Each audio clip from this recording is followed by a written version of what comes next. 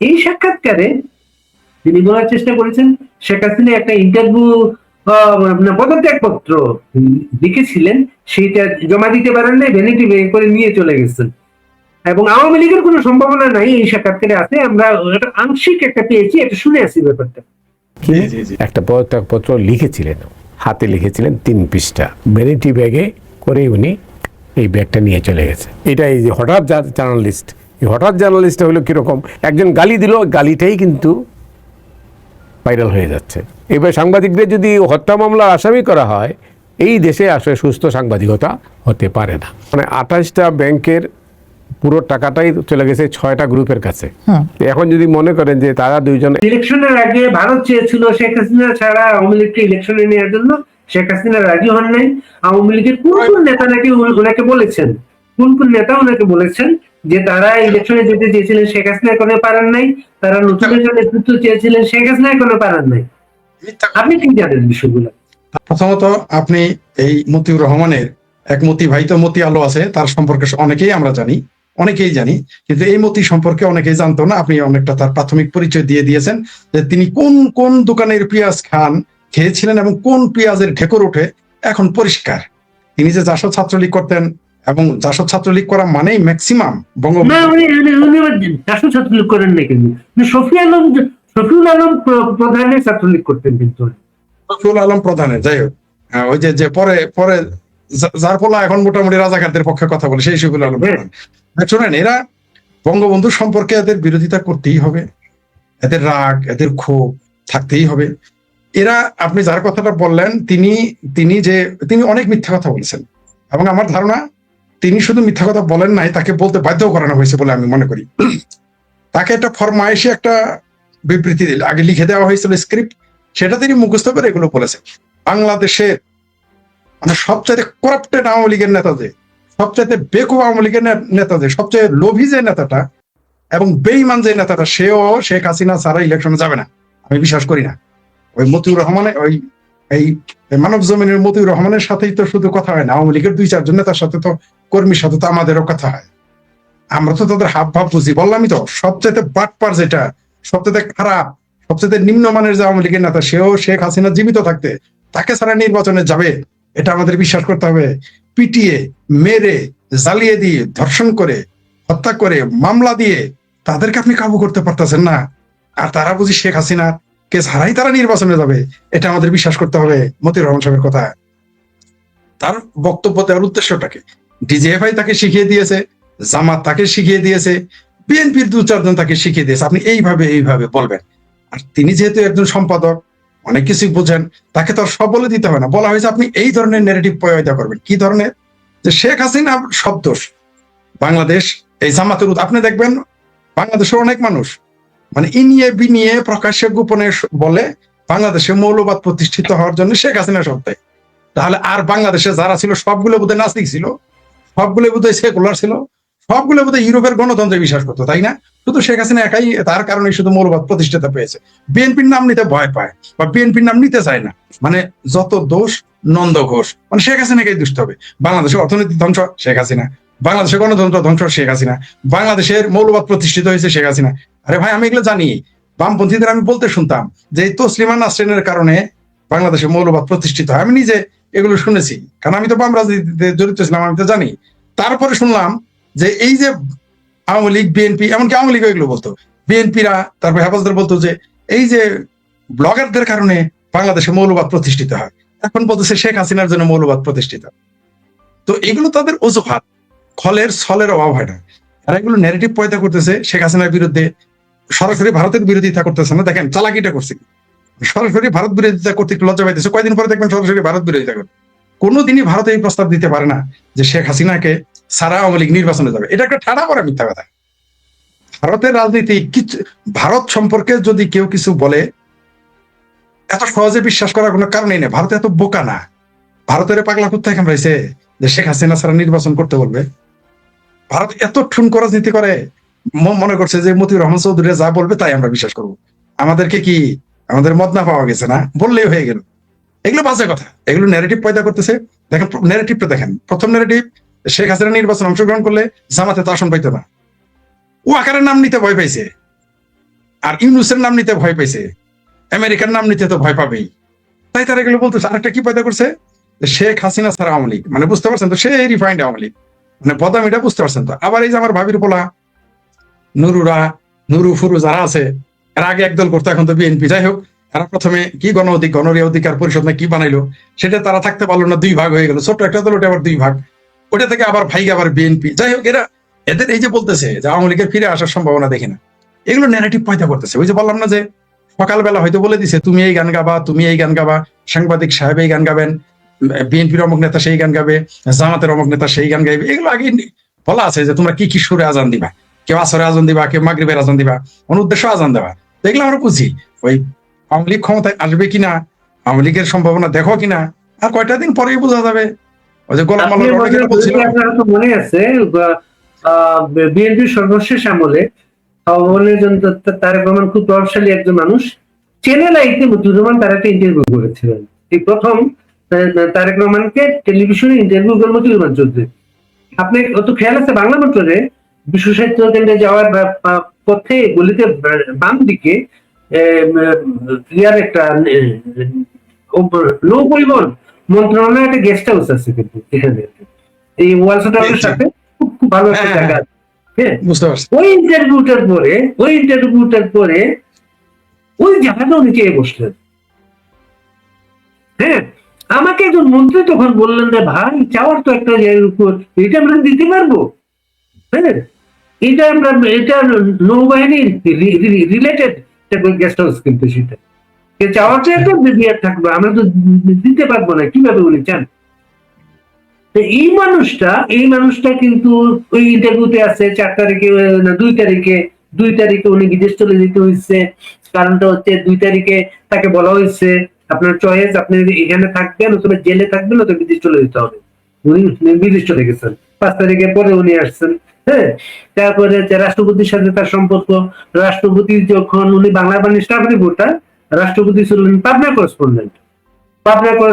এই কারণে রাষ্ট্রপতির ব্যক্তিগত সম্পর্ক, তার কাছে গিয়ে তখন উনি প্রথম ইয়ার গল্পটা শুনেন, উনি তার কাছে প্রত্যাগত নাই, এই কথাটা প্রথম আসে। এখানে আবার বলেছেন রাষ্ট্রপতির সাথে শেখ হাসিনার সম্পর্ক ভালো ছিল না। 3 মাস ধরে শেখ হাসিনা গণভবনে যেতেন না, সম্পর্ক ভালো না থাকার কারণে। তবে রাষ্ট্রপতি সেই সকালে নাকি সকাল থেকে অপেক্ষায় ছিলেন শেখ হাসিনা আসবেন প্রত্যেক করতেন। হ্যাঁ, উনি এই ইন্টারভিউতে উনি বলেছেন সেটা। উনি কিন্তু এই মুহূর্তে সবাই যখন যেটা আওয়ামী লীগের ছেলেরা উজ্জীবিত শেখ হাসিনা আসবেন, ওনার একটা এটা ডাউন করার একটা বিষয় আছে কিনা এখানে। এক্স্যাক্টলি, আপনি ওই কথাটা আমি বলতে চাচ্ছি। এই মুহূর্তে শেখ হাসিনা সম্পর্কে, আওয়ামী লীগ সম্পর্কে পুরো বাংলাদেশে যে বিচারটা তৈরি হয়েছে, এটা আওয়ামী লীগের জন্য পজিটিভ, এদের জন্য ভয়াবহ নেতিবাচক। তার জন্য তারা নতুন একটা পাটপাড়ি শুরু করে দিয়েছে, এই সমস্ত ন্যারেটিভ পয়দা করেছে। এগুলো কোনো কথাই না, এগুলো মিথ্যা কথা। একটা কথাই শুধু মিললো, সেটা হলো যে শেখ হাসিনা তার পদত্যাগপত্র ভ্যানিটি ব্যাগের মধ্যে ভরে তুলে নিয়ে গেছে। এটা সত্য হইতে পারে, আর যা বলছে সবই মিথ্যা কথা। এইখানে ভারত নাকি প্রস্তাব দিয়েছে যে শেখ হাসিনা স্যার, এটা ঠাডা পড়া মিথ্যা কথা। ভারতকে আমি খুব ভালো করে স্টাডি করি। বাংলাদেশে যারা ভারত নিয়ে স্টাডি করে, গবেষণা করে, আমি বলবো না যে আমি একমাত্র, কিন্তু তাদের 5 জনের মধ্যে আমি একজন। ভারত সম্পর্কে, ভারতের কূটনীতি, ভারতের রাজনীতি, ভারত সম্পর্কে যদি কেউ আমাকে পিছনে ফেলে রেখে যেতে চায় যে তাদের মাইন্ড সেট আপ কি, তাদের পলিটিক্যাল এজেন্ডা কি, এগুলো কারোর চাইতে কম জানি না। আমি ব্যক্তিগতভাবে ভারতের 17টা প্রদেশ ব্যক্তিগতভাবে ভ্রমণও করেছি, প্রায় 17-18টা প্রদেশ, আর বেশি হইতে পারে। পাশাপাশি ভারতের রাজনীতি সম্পর্কে, ভারতের ব্যক্তি, শুধু রাজনীতি না, ভারতের ব্যক্তিগুলোকেও আমি স্টাডি করছি, আর ভারতের কূটনীতি তো আমি স্টাডি করি। আমি পৃথিবীতে সবচেয়ে বেশি যেটা পড়েছি সেটা হলো ভারতের কূটনীতি, তারপরে যেটা পড়েছি সেটা হচ্ছে আমেরিকার কূটনীতি। সুতরাং ভারত সম্পর্কে আমাকে পাগলা বুঝ দিলেই তো হবে না। এই মতিউর রহমান এটা একটা ঠাডা পড়া মিথ্যা কথা, সবগুলো মিথ্যা কথা বলছে পরিকল্পিতভাবে। বাংলাদেশের আওয়ামী লীগের সাধারণ কর্মী যারা, তৃণমূল কর্মী, তাদের মনোবল ভাঙার জন্য এগুলো বলতেছে। হবে না, কাজ হবে না। আরে ভাই, এর আগে উনি একটা ইয়ে করছেন, ভারত তাকে কাতার পাঠিয়ে দিতে চেয়েছিল, উনি রাজি হন নাই। তো আমি ভারতে খোঁজ খবর নিলাম যে মতিউর রহমান চৌধুরী এইভাবে লিখেছেন বিষয়টা। তো ওনাকে তো পুরস্কার দেওয়া উচিত। হ্যাঁ, ভারত শেখ হাসিনাকে রিসিভ করেছে, ভারতের সবগুলা দল বসে ডিসিশন নিয়ে গেস্ট করেছে তাকে, তার সিকিউরিটি প্রাইম মিনিস্টার সিকিউরিটি টাকা দিয়ে। ভারত যদি শেখ হাসিনার ব্যাপারে নতুন কোনো সিদ্ধান্ত নিতে হয় তাহলে আবার সবগুলো দলের সাথে বসতে হবে ভারত, মিটিং ডাকতে সবার সাথে সেটা বসতে হবে। প্লাস এই শেখ হাসিনা যে আসবেন বলতেছেন, এইটা ভারত পছন্দ করতেছে না। উনি ওরা মনে করতেছে উনি সিকিউর না বাংলাদেশ, হ্যাঁ উনি সিকিউর না। এইটা আবার ওয়াল তাকে জিজ্ঞেস করছে, ওয়াল তাকে জিজ্ঞেস করছিল যে আপনি কি কথা বলার চেষ্টা করেছেন, জানিয়েছেন? তখন উনি বলেছেন আমি আমার দেশে যাব, আমি কার সাথে কথা বলবো? ভারতের সাথে কথা বলে আমার দেশে যাবো কেন? আমি আমার দেশে যাব। সেটা সেই মুহূর্তে বলার চেষ্টা হচ্ছে যে মানে এমন একটা অবস্থা, ভারতের সাথে সম্পর্ক ভালো নাই, এর জন্য এগুলো তারা বিভিন্ন বিভিন্ন ন্যারেটিভ পয়দা করতে চাচ্ছে। আদতে তার এরা এই মুহূর্তে শেখ হাসিনার আগমনের যে সম্ভাবনাটা, শেখ হাসিনার গ্রহণযোগ্যতা যে বেড়ে গেছে, এতে তারা উন্মাদ হয়ে গেছে। তারা ভেবেছিল আওয়ামী লীগ আর কোনোদিন ক্ষমতায় আসবে না। দেখেন না, সারাদিনই কোরাস গাইতো আওয়ামী লীগ আর কোনোদিন আসবে না, শেখ হাসিনা আর কোনোদিন আসবে না, পালাই গিয়ে যাওয়া কোনোদিন ফেরত আসে না। এত চেঁচামেচি কেন?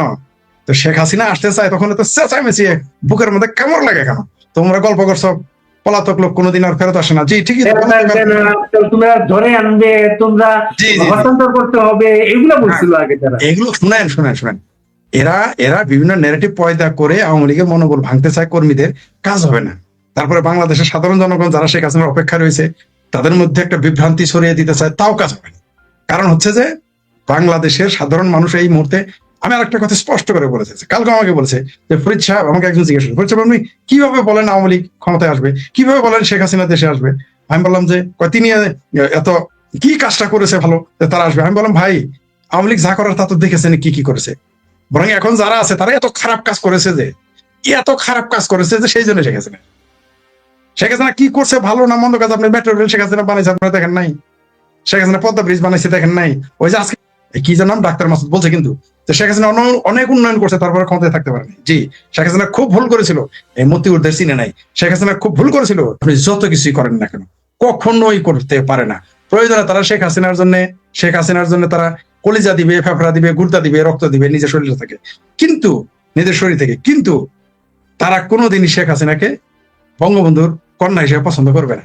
কারণ তাদের পেয়ারা পাকিস্তান ভেঙে ফেলেছে বঙ্গবন্ধু, তার কন্যা শেখ হাসিনা এবং বাংলাদেশ আওয়ামী লীগ যদি আবার নতুন করে নাম পাল্টে আওয়ামী মুসলিম লীগ না, মুসলিম লীগে ফিরে যেতে পারে, তাইলে যদি এই জামাতেরা তাদেরকে পছন্দ করে, এছাড়া কোনো সুযোগই নাই। এরা কোনো কালেই পছন্দ করবে না। কারণ শেখ হাসিনার নামটা শুনলেই তাদের, আপনি জানেন শেখ শব্দটা শুনলেই তারা চমকে উঠে। শেখ শব্দটা শুনলেই মনে করেন কারণ নামের আগে শেখ আছে, সে বিএনপি করে, তারা দেখলো চমকে উঠবে। কারণ নামের আগে শেখ আছে, জামাত করে, তার নাম শুনে চমকে উঠবে তারা। আপনি এটা নিশ্চিত থাকেন। কিন্তু আবার মাঠে নেমেছেন স্যার, মাঠে নেওয়ার পরে স্যার আবার ফেসবুক হাইড করেছেন, কারণ উনি একটা দিছিলেন, ওই জরিপে দেখা গেছিল তার বিপক্ষে ভোট করেছে বেশি। শেখ হাসিনা আসবে না এটা আসার পক্ষে 87%, আসার বিপক্ষে 13%। লজ্জায় ফেসবুক ডিএক্টিভ করেছেন নজর। উনি খুব আশা করছিলেন যে তিনি যে এজেন্ডা বাস্তবায়ন করতে চান তার ওই পোস্টে সেই এজেন্ডার পক্ষে ভোট করবে, কিন্তু উল্টা হয়ে গেছে, তার বিলাই তারা খামচা দিছে। সেই জন্য বললাম তারা পাগল হয়ে গেছে। শেখ হাসিনা আসবে শুনে বাংলাদেশের মানুষ প্রস্তুতি নিচ্ছে, এগুলো শুনে তাদের দিমাগ খারাপ হয়ে গেছে। তো এরা এখন আবল তাবল বকবে, কখনো মতিউর রহমান এই মতিকে ভাও করবে, কখনো মানব জমিনের মতিকে ভাও করবে, কখনো প্রথম আলোর মতিকে ভাও করবে, এভাবে তার কখনো ডেইলি স্টারে মাহফুজ আনামকে নিয়ে আসবে, আনাম ফানাম ওয়াইসি ময়সি এদের নিয়ে আসবে। এগুলোই তাদের কাজ, কিন্তু এগুলো ভাই কাটবে না। বাংলাদেশের জনগণ বুঝে ফেলছে যে 2024-এর 5ই আগস্ট তাদের সাথে কত বড় প্রতারণা হয়েছে। যারা স্বাধীনতার বিরোধী, মুক্তিযুদ্ধ বিরোধী, তাদের কথা আমি বলছি না, কারণ তারা কোনো কালেই শেখ হাসিনা আওয়ামী লীগ এদের পছন্দ করবে না, মেনে নিবে না, নিতে পারেন। প্রশ্নই আসেন, বাংলাদেশের বিএনপি, বাংলাদেশের আওয়ামী লীগ জামাত হয়ে যেতে পারে, কিন্তু জামাত, শিবির কখনো ছাত্রলীগ, ছাত্রদল, আওয়ামী লীগ, বিএনপি হইতে পারে না। আওয়ামী লীগ হতে দূরের কথা, বিএনপি আর হতে পারে না।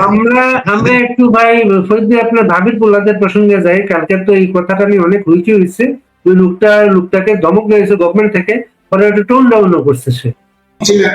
ও 15 কোটি টাকা নিয়ে গেছে, সেটা আমাদের নিজস্ব রাজস্বের টাকা, 15 কোটি টাকা। আর একজন হাসনাত আব্দুল্লাহ, ও নিয়ে গেছে 10 কোটি টাকা। এটা হলো সমন্বয়ের অবস্থা। এটা হলো যেটা তারা চেয়েছিল যে বাংলাদেশটা একটা সমন্বয়ের রাজনীতি, কিন্তু সেটা ছিল না, তাদের মধ্যে ছিল না। তো সুতরাং ওদের চরিত্র ছিল একটা, ওই সরকারের অন্তর্বর্তী সরকারের। এখন এই যে মনে করেন এই টাকাটাও কিন্তু এমন কোনো টাকা না তো, এরা যেহেতু স্থানীয় সরকার মন্ত্রণালয় এলজিইডির কয়েকশো কোটি টাকা নিছে এক একজন এক একটা এলাকার জন্য, 10-15 কোটি টাকা কোনো ব্যাপার না তো তাদের।